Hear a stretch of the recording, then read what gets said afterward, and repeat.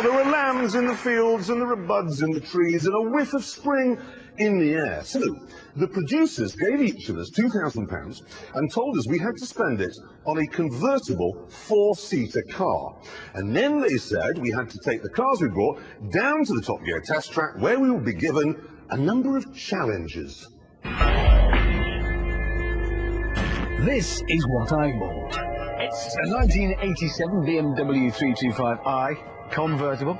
According to the mileometer, it's done 94,000 miles, which means the one thing you can be sure of is it hasn't done 94,000 miles. But on the face of it, pretty solid car. Best of all, it only cost 1,600 quid. Oh. Oh no. That's awkward. That is a... Yes. Yeah. 325? Yes.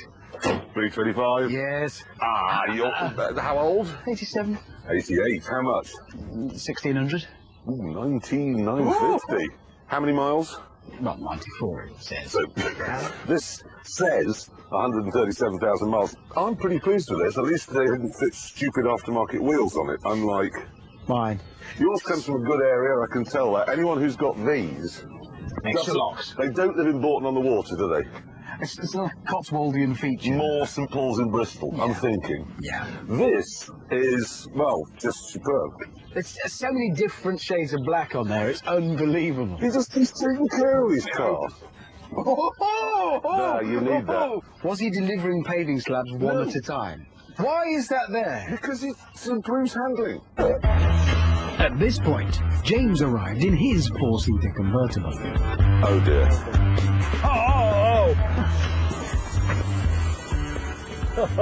Oh, God. Just, I don't suppose by any happy chance that's a 318, is it? It's a 325, sir. Yours? 325. Is it? Yeah. 325. Yeah. What year is yours? 1989. How much did you pay? £1,900. Yours looks pretty standard. It is. Except for the rust, obviously. Mine's not. Don't do that! I've just fixed that. I barely touched it. So, none of us had bought an Audi or a Ford or a Merc, and that looked like a cock-up. But then I realised that actually, it wasn't. I think this is brilliant. Well, not really. We've got... No, you know, we're always being asked. People come up to us and say, is a Golf a good used purchase or a Volvo or whatever? And we always say, well, it depends. So what we've got here are 3 cars, yes, they were made in the same factory by the same robots at roughly the same time, and they've all been driven in the same country by the same sort of people. So they should be the same. Yeah. But I bet you they aren't.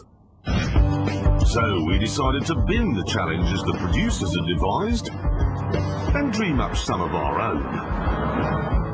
Where's Hammond? Well, I think we've lost him already.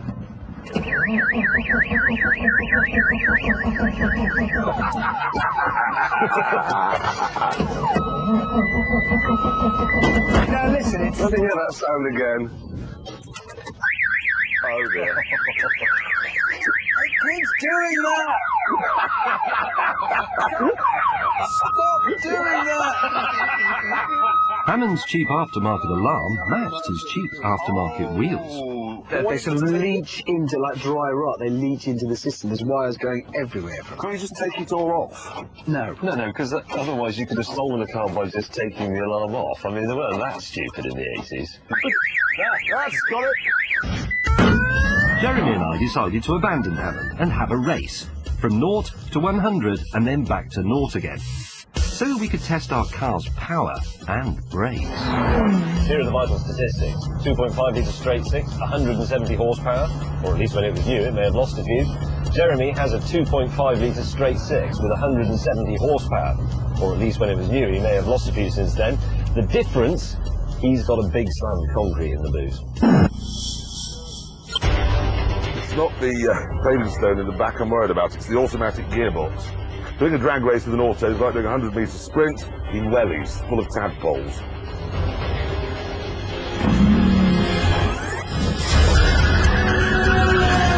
Yes! Bit of steering wheel wobble coming in. No concrete is the answer. There we go, 0 to 60, that was about 25 seconds.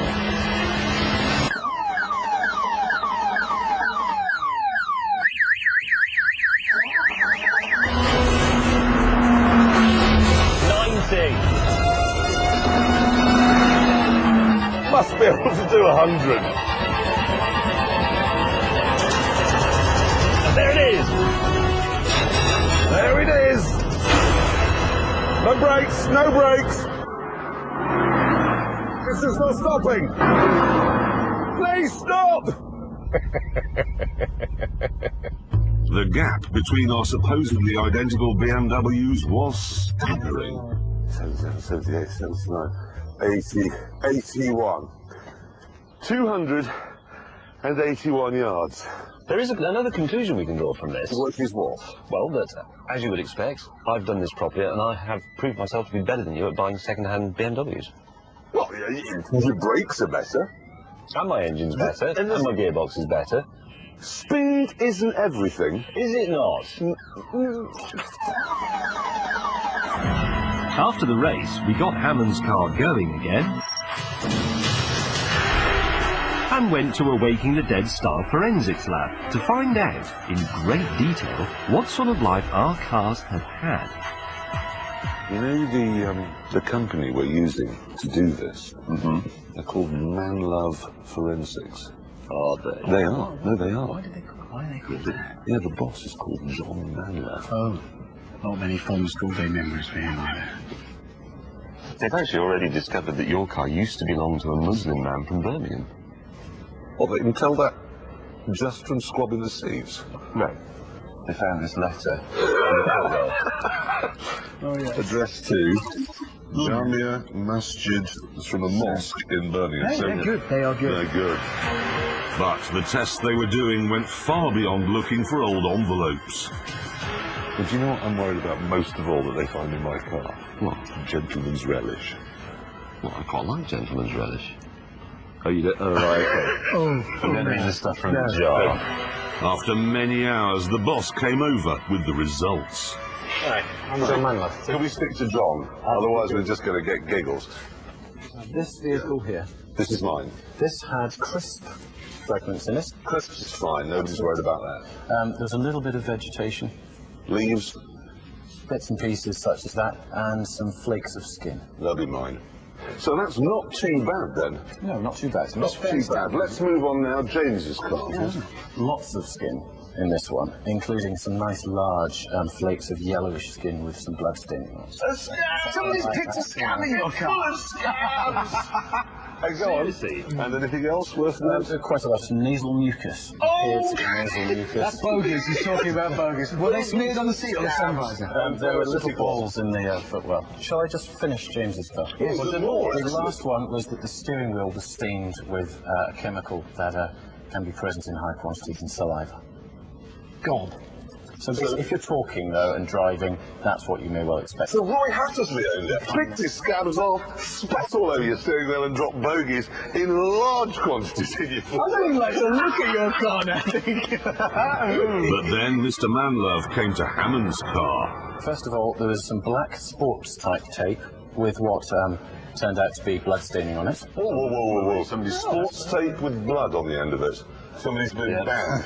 And murder. Again, the steering wheel had what appeared to be saliva staining on it. And lastly, really, we had pubic hairs and feces presently. Oh, sorry, did he just say the word feces, you said? What certainly appeared to be fecal matter, yes. That's poo, isn't it? That's poo. Yes. Your car's got poo in it. Is that normal? Well, it's like driving around in a Moroccan prison, isn't it, really? I'm in the front of his car. After the forensic tests, my colleagues were very distressed. Oh, God. So we decided to pull over and see which of our cars was the most thief-proof. This meant finding some thieves who insisted that we pixelate their faces. Unfortunately, the pixelating was done by a man who just had his car nicked. Our thieves, with the pixelated chests, will now see how quickly they can break into the cars and drive them away. You ready, chaps? Here we go. 3, 2, 1, go! I felt sure at this point that thanks to the double locks and the immobilizer, my car would finally start to come good. I think you'll find it'll be a while getting in. He's in mine. Oh, he's in yours. Yeah, but even though, okay, he's in. But I think you'll find. Well,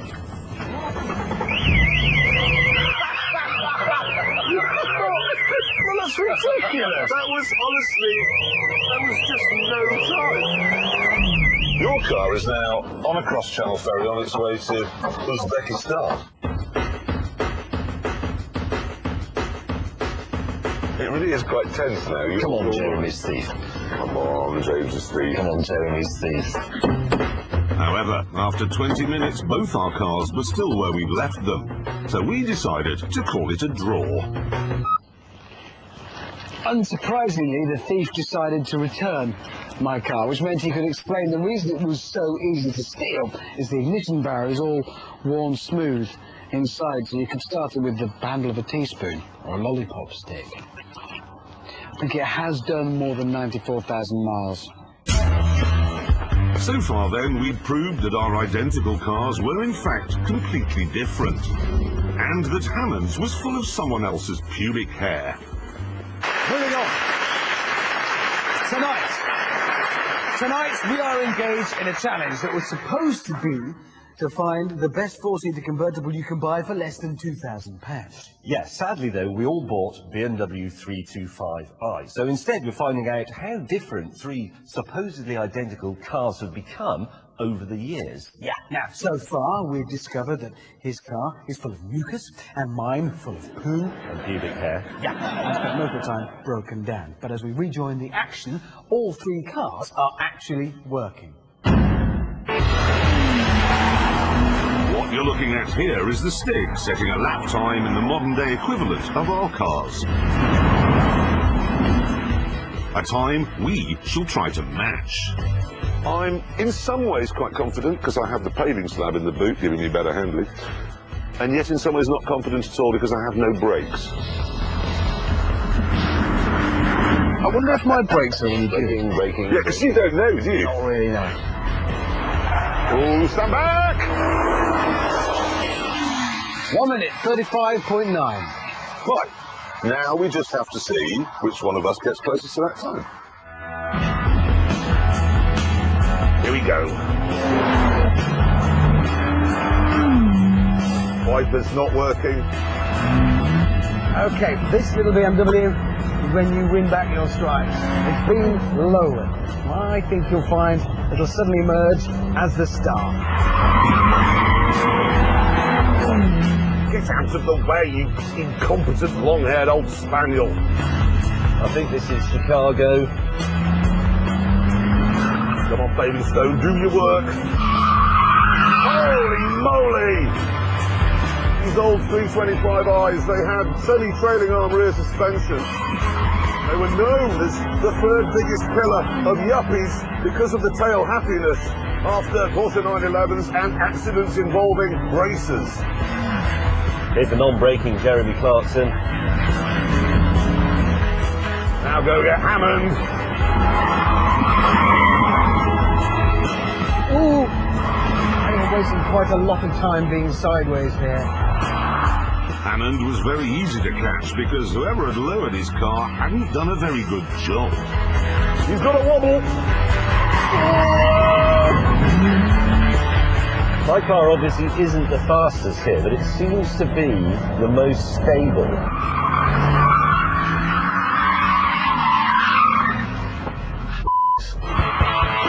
In truth, all of our ultimate driving machines had lost their edge. Oh dear. But Hammond's was in a class of its own. He's gone! He's so gone there!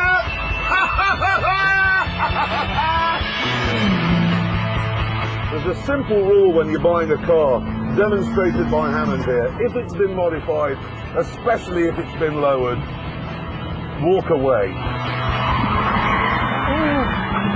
I'm beginning to think Jeremy's rather crude handling pack might be the answer. With 1 lap to go, we all decided to really go for it. No, no, no, no. No, don't do that. Damn. My seat's collapsed badly. Still, could be worse.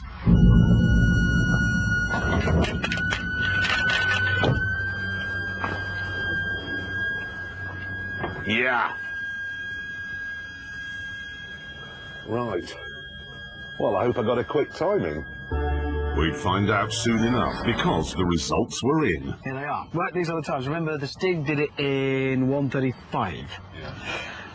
James, 1:55.4. Me, 1:55.3 is my best. And Jeremy, your best, 1:48.0, which means you win. It's a hollow victory. Where's your car? Over there. Look.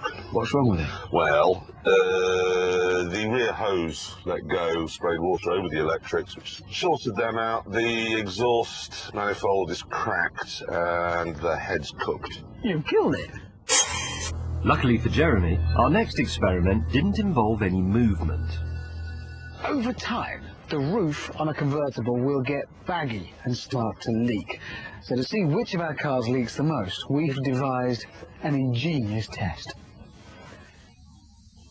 James is sitting in his car holding his breath because his car is full of gas. Now, if the car leaks, the gas will escape, and when he needs to take a breath, he'll be fine. But if it doesn't leak, the gas won't escape, and when he needs to take a breath, he'll be in trouble. So is it cyanide we're using? No, helium. Helium? Pure helium? Yeah.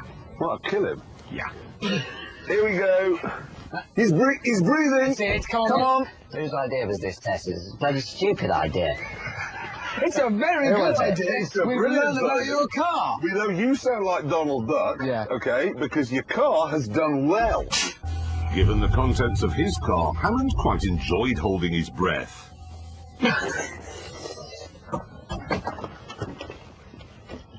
You see, mine's had a new roof fitted.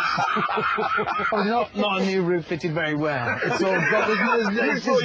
I really was expecting a full smurf then, and it's not worked. Finally, it was Jeremy's turn. Just gonna have to breathe. He's done it. He's done it. Right. I just have to say, that's the stupid. It's just how big your lungs are. After this, we got Jeremy's car going and went to see a group of BMW specialists. Their job was to calculate the cost of returning each of our cars to showroom condition.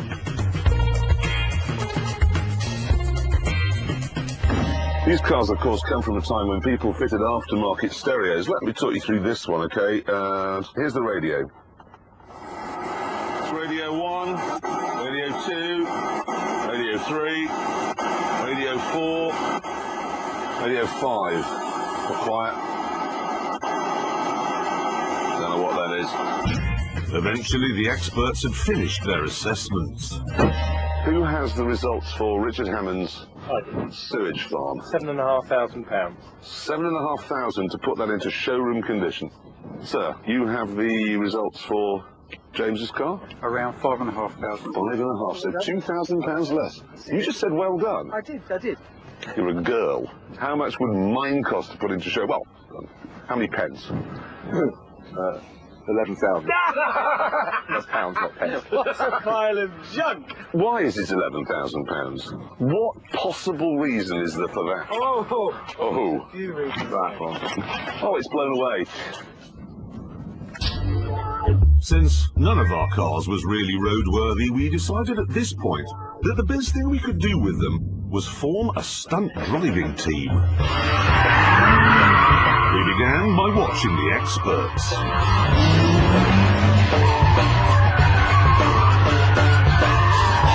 How do they memorise the moves?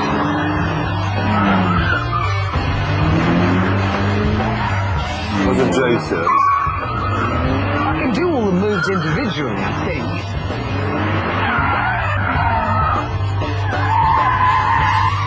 It all looked terribly complicated, and that was a worry, because the next day we would be performing in front of a live audience.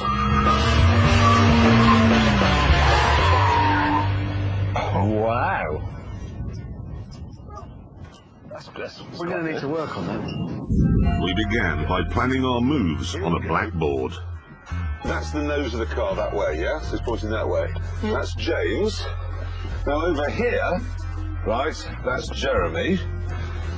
And then here... Those cars have J on. They've got J in. Oh. So it could be... James took over. If we had a numbering system, so you go first, slightly before me, I cross behind you. So everything goes through that point. That's a sort of nodal point of the performance. But his plans were a bit confusing.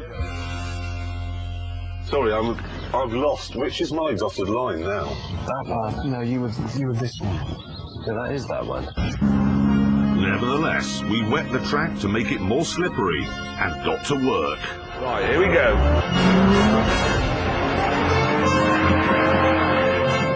Initially, things didn't go well. This is just a lot of driving a bang. Why have you gone over there? Sorry. And then, thanks to my awful brakes, they got worse. I'm not stopping. I'm not stopping. Oh, damn it. Despite everything, though, the next day we were ready to perform at one of the most prestigious venues in the country. They're in the wild birds of prey. The Essex County Fair. Normally the rabbits are killed very, very quickly. Our cars had been given a new lick of paint, and as 0 hour approached, we were in our motorhome rehearsing our moves. Go. Right, so And around here, turn, and through, and I'm here. handbrake. This is my... Go back forwards. So we're facing the other way by then. Through the gas. Around you. Handbrake. Okay, ready? And then now. Cross, I go first. And then I swing Brake. over There. This is magnificent. Right, let's do it! We're a bit like the Red Arrows. Pretty much. It's quite an exciting moment when you think about it, isn't it? Ladies and gentlemen, introducing from TV's Top Gear, the Dixon Harlow stunt driving team. The capacity crowd was beside itself as the music signalled the start of our routine and we entered the arena. We better deliver. Suddenly feel this is quite a responsibility. right, left down, and left Just remember that crossover. Ready, steady, go. and turn. Oh!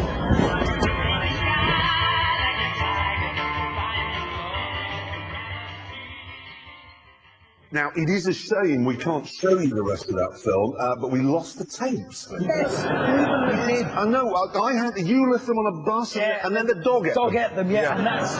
No, and it is a... It's a massive shame because the rest of our routine was brilliant. It's just a tragedy you can't see it, but I do apologise. Yeah, never mind though. It does at least give us time to knock up a scoreboard and see who bought the best car. So, Jeremy. Yes, now, in the 0 to 100 and then 0 again test, James set the benchmark, so he gets 0.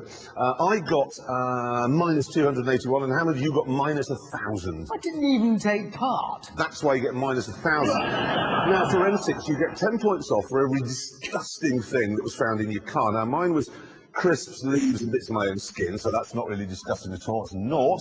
James, you were mucus, scabs, and saliva, so you're minus 30.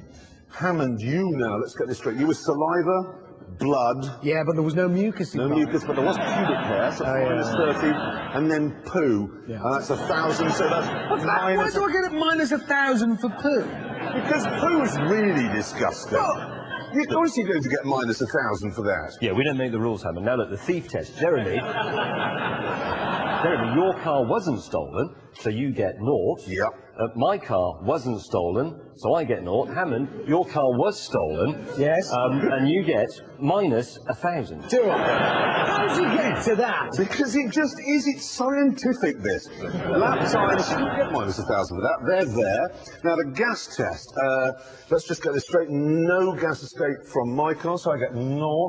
No gas escape from your car, James, so that's 0. All of the gas escape from yours, so that's minus... Let me guess.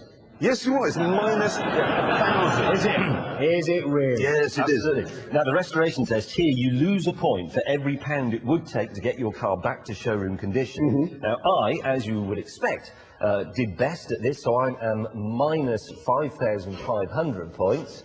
It's like a little QI, this. Yeah, go on. Hammond, you are minus 7,500 points. Yeah, it would and be. Jeremy Clarkson, you are minus 11,000. Well, not him, but you anyway. Right, so what have you got, James? Well, I've won, obviously. Yeah, that's a given. You are Minus? minus 11,293.1. Minus 11,293.1. So Hammond, this is tense. Oh, minus 11,000. There's still hope, though. You see, I can still do it. 540. Yes! So really? I mean, well done, James, but really, two conclusions we can draw from this. One, all identical cars aren't necessarily identical. Some of them do have pubic hairs in them, and two, Richard Hammond, who buys more used cars than any man alive, is useless at buying used cars. And on that bombshell, it's time to end.